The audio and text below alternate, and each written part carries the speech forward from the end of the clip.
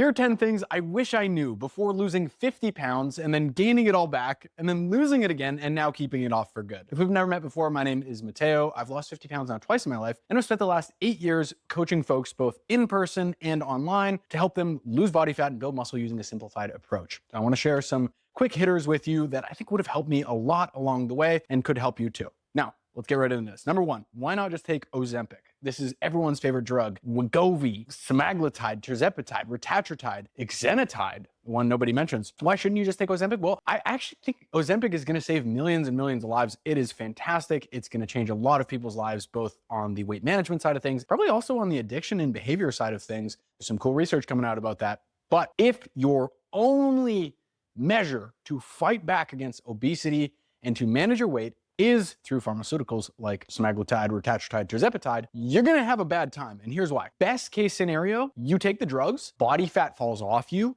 weight just flies off you, as it does with almost everyone. You experience little to no side effects from the drugs. However, since you're losing weight like crazy and still living with your bad lifestyle habits, you lose a bunch of muscle along the way, and you end up in a position where you have not a lot of muscle, not a lot of body fat, and you're kind of reliant on this medication to keep your weight down, because as soon as you come off of it, you're gonna gain the weight back. And we've seen this time and again in the clinical research. It's just how it works. It's not like you take it once and then you're lean forever. You have to keep taking it, otherwise you gain the weight back. It is a long-term solution. Does that mean it's a bad idea? Absolutely not. The better way to do things is take the drugs under your doctor's supervision, if that makes sense for you, but also learn how to live a healthy lifestyle. Learn how to resistance train so we keep muscle around. Learn how to eat a higher protein diet. Learn how to eat lots of fruits and veggies so you stay full. That way, drugs or no drugs, whether you end up taking them long-term or short-term, the underlying habit structure is there not only to support your metabolic health and muscle growth, but also if you ever come off the drugs, it's not just going to be an extreme weight rebound, because lifestyle supports the changes and not just pharmaceuticals. Point number two, all or nothing. Now, I chatted with a guy earlier this week who told me he'd been regaining and losing the same 25 pounds over and over again. And he wondered why. He was the guy who didn't want to take his shirt off while he's playing cornhole with his buddies at the barbecues. If you're watching this, I'm sorry I had to use that specific example. It was too good. And every time he decides he's going to lose the weight, it flies off him and he goes balls to the wall. He does a fantastic job.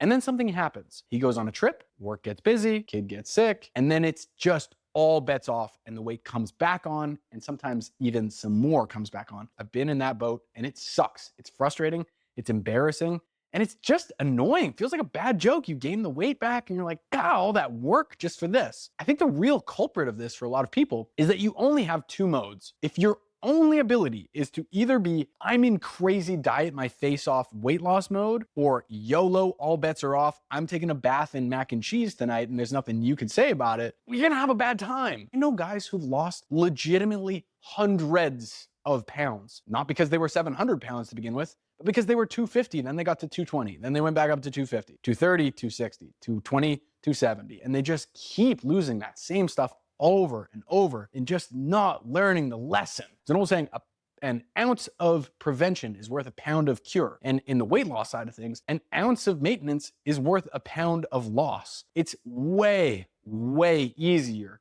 to lose a bit of weight, maybe even go a little bit slower and keep it off instead of losing it, gaining it back, and then doing the same thing over and over again. All or nothing thinking keeps you stuck. Learn how to maintain, learn how to swim right between the two riverbanks and not just flying from side to side. Point number three, if there's one thing I could say about maintaining that will have the biggest impact I could possibly deliver through your eye holes and ear holes right now, it is this. When you are losing weight, you are doing a lot of the things that you need to do long term. Everything is going to change as far as how much total food you're eating. Obviously, you can't eat in a calorie deficit forever, otherwise you'll starve to death and die. That's how fat loss works. You feed your body less energy through your food hole. You give it less calories than your body's burning every single day. And it goes, oh shit, we need to tap into the savings. We need to get some of this energy from somewhere. It drains your body fat. It drains your fat cells. It uses those fatty acids for energy. And then you get lighter and leaner, less fat as a result, right? That's how a calorie deficit works. So you can't do that forever. Otherwise, you do this thing called starving to death. Super sucks. It's happening all over the world to lots of people. What you can do is up those calories once you reach your goal weight and then start eating more food. But upping the calories doesn't mean you have to stop going to the gym. It doesn't mean you have to stop eating fruits and vegetables. It doesn't mean you have to all of a sudden just be Twinkie mode And this is back to that all or nothing thing a little bit, but importantly, and I'll just say it plainly, the habits you design, build, and integrate into your life in order to lose body fat are the exact same habits that are going to help you maintain those losses once you arrive at your goal weight. Weight loss habits held strongly make maintenance easy, because now you're just doing all the same stuff, except you get way more food. You're full all the time. You're not really thinking about food as much. You have plenty of energy. Your body's running hot and you're feeling good. It's just when we get down to the goal weight and we're like, woohoo, made it happen, and then we just throw our hands up and go nuts, that's when the weight regain really tends to happen. It's like paying off your debt, finally paying off your student loans through like good budgeting and just like not doing anything stupid with your money. And then all of a sudden you're like, all right, cool. Now I paid off my debt. Time to go buy some, what do people buy that's a bad use of their money? What's the saying? If it flies, floats, or fucks, it's a waste. Yeah, okay, lottery tickets. Also a tax on people who failed math in high school, lottery tickets. Point number 4, the point of no return. This reminded me of the Phantom of the Opera. I love that song from Phantom of the Opera, Point of No Return, so epic. Also made me think about that guy, Felix Baumgartner, who went up into space and then he jumped and he like flew down through the stratosphere. He could see the curve of the earth. And I think if he flew like a couple hundred meters higher, his blood would have boiled the second he left the thing because he would have been in space. When it comes to weight loss, there's a similar critical threshold where you break through as far as like this level or layer where everything is going to be successful after that. For most people, there's this settling point or an area where your body likes to hang around as far as body weight or body fat percentage. It's where not only your body may feel safe and comfortable, and when you get below that point, it may crank up your hunger hormones, reduce your energy levels so that it's pushing back on you to, stay fatter than that, but also psychologically. There's a zone where you recognize yourself in the mirror and you go, this is me. This is how much I weigh. These are the clothes I wear.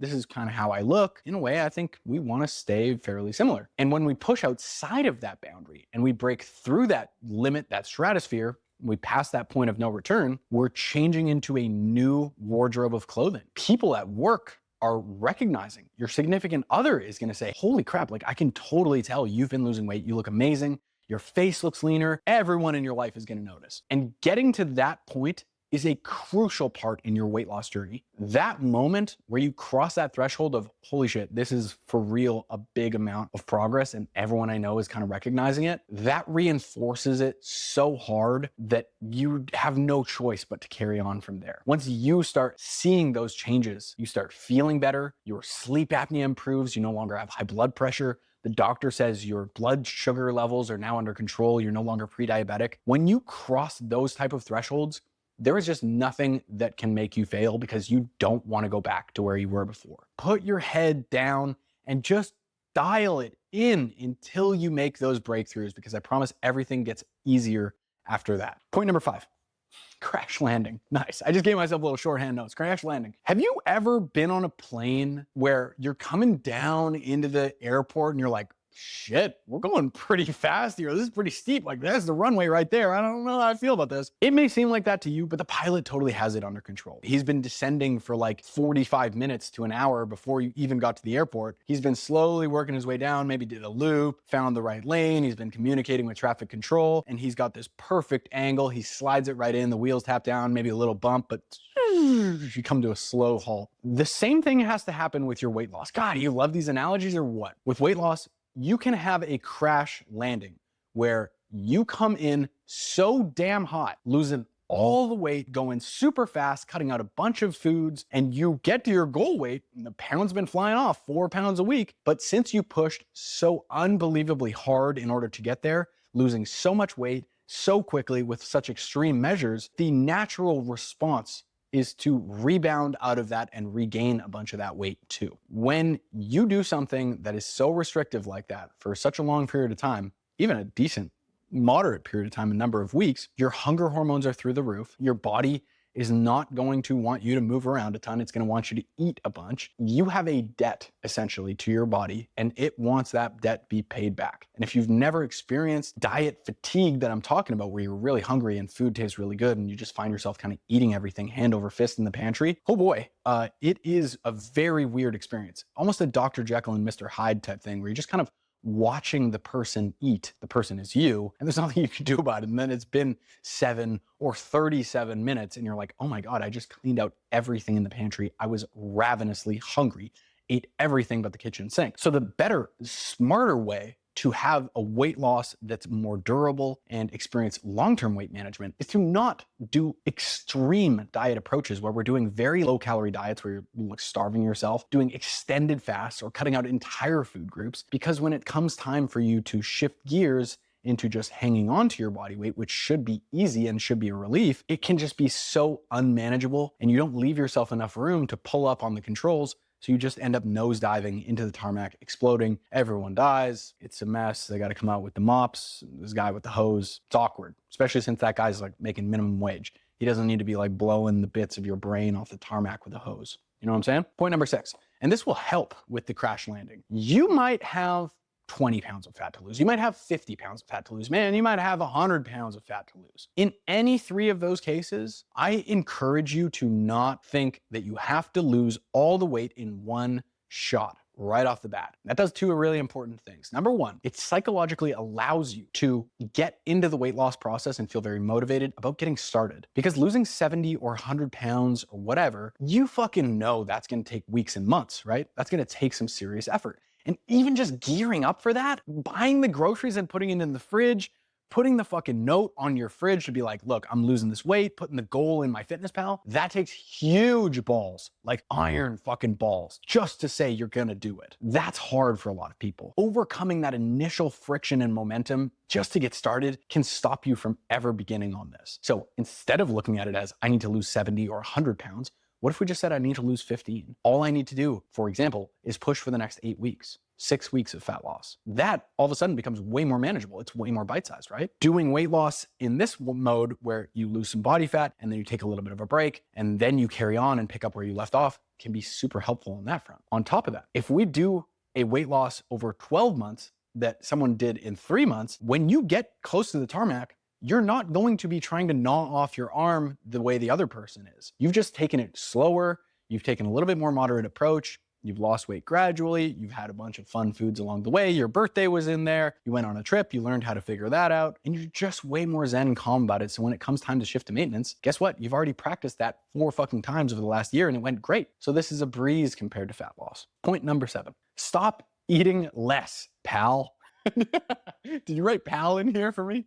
Thanks. One thing we see a lot with the folks that we work with, both online and in person, I take a look at someone's food log. When we first start working together, I want to see some pictures of your meals. I want to see what you're eating and what amounts, what it looks like. I want to help coach you on that stuff. And whether it's they're just trying to impress me as a nutrition coach or whatever, we see tiny fucking portions. I mean, I see guys who are 250 plus pounds, 6 feet tall, working out of the gym a few days per week, burning a shit ton of calories, right? Your body's just a furnace at that point. You're burning a fuck ton of calories. These guys are eating like one of those Danone Activia yogurts with like 5 or 6 blueberries for breakfast, a piece of toast. Do you have Danone in the States or internationally? I don't know. I think maybe that's like a Canadian thing, but those tiny little yogurt pots like Activia is designed for like fucking, I don't know who, tiny little bird eating portion of like this shitty magazine diet culture shit from late 90s, early 2000s. It's fucking dumb. Not just because like I'm trying to make some social commentary, but eating tiny little portions is going to make it really hard for you to lose body fat. And I know the advice you hear everywhere is eat less, move more. And that automatically makes you think, okay, time to shrink down the plates. You should really be thinking about how can I eat more for less calories? How can I jam a ton of fruit, veggies, lean meats on my plate for very few calories so I get good and full? I have lasting energy throughout the day and I get to eat big portions and still lose weight. Instead of making the plate smaller, just shrink the calories and eat volume style. Volume eating, my friends. Make a big coleslaw, carrots and cabbage. You can eat a ridiculous amount of this stuff and have very few calories. Point number 7.5. Oh my God. Point number 8. On top of this all or nothing thinking ideology, I think an extension of that is this. When you have a chance to go off the plan for whatever reason, I don't even just mean chance. I mean, something comes up. You have a doctor's appointment, your kid has a sports game, you have some work travel or something comes up and it makes it less than perfectly ideal conditions for you to stick to your plan, your brain is going to tell you, hey, look, you've been doing so great, or, you've been trying so hard. Maybe it's time we just kind of eased up a little bit. And I'm not saying you have to like silence your inner bitch or some weird manosphere stuff like that. I am going to give you something way more practical and self-loving and compassionate. It's called the dimmer switch. Instead of using a light switch method where it's on or off, all or nothing, we just dial things back. So let's say you're on a business work trip. Instead of you being like, oh my God, I have no idea how many calories are in tonight's dinner. I have to, entertain these clients. Fuck it. I'll have some beers. I'll have the burger. I'll have the fries. I'll have the mayo. I'll have dessert too, whatever. Fuck it. You know what? Tonight's a write-off. Doesn't matter. Instead of doing that, why not just dial it back from 10 to 8 or even 10 to 6? 6 out of a 10 is great instead of a 0. So instead of just fuck it with the burger, the fries, the mayo, the chocolate cake, and the 6 beers, maybe we just get the chicken burger and you have 2 beers and you're like, cool, I'll call it a night. Maybe use the 250 method, which is estimating the calories in front of you in a restaurant meal or a family meal in 250 calorie increments, then rounding up when you're not sure, and just logging that in your food logger app. Even though it's not perfect and you don't have a food scale and you don't know how many calories it is, at least it's fucking something that keeps you in the game. Doing those tiny little things and looking for a way to get your foot in the door and find those tiny wins can be a huge, huge difference between you and potential you 6 months or a year from now. You have to learn to win when it's not ideal. Win in the weeds, fight dirty, figure out a way to make it work even when it's not perfect. What I'm about to tell you in point number 9 is going to save you such an unbelievable amount of headache and frustration and annoyance and potential failure with your weight loss journey. And it's all about the bathroom scale. Most people are using the bathroom scale completely wrong. Here's how I recommend you use it. Step on the scale first thing in the morning after using the bathroom. No food, no water, no clothing. Every day, you're gonna step on the scale and it's gonna bump up and down. No matter what you do, even if you're doing everything right, and your body weight is gonna look something like this, which is kind of chaotic, kind of crazy. You're like, oh my God, I gained 1.5 pounds today. How? I ate so few calories yesterday. How did I gain 1.5 pounds? And the reality is you didn't gain 1.5 pounds. You just bumped up 1.5 pounds. Weight does not just mean body fat and muscle. You're also weighing the food in your stomach, extra water that you might be holding on to because of that stressful project at work, or that soy sauce that you had at sushi, which is full of sodium. Instead of looking at individual data points, you should be looking at the average. You should be following the trend and saying, okay, of the 7 weigh-ins I had this week, if I added all those up and divided by 7, what would the average be? And then do the same thing next week. Add it all up, divide by 7. If your average is trending down and the dots look like this, you're doing a fantastic job. I mean, just take a look at some of the weight loss charts from folks that I work with. Guys like Bryson, who's lost Bryson lost? Over 60 pounds, doing a bunch of chin-ups for the first time in his life. His weight loss chart is like, bum, bum, bum, bum, bum. We'll put it up on the screen. You can see what it looks like. Every single person has this experience, no matter how well you do things. And you just need to have brass balls or brass ovaries. Look that scale in the face and be like, fuck you. I know that what I'm doing is working. I'm moving myself in the right direction, and I trust that if I stick with my calorie deficit, I stay on my plan, eventually the lows are gonna get lower and the highs are gonna get lower, and that average is gonna keep channeling downward. Number 10, exercise for weight loss. Should you do lifting? Should you, lift weights? Should you do cardio for weight loss?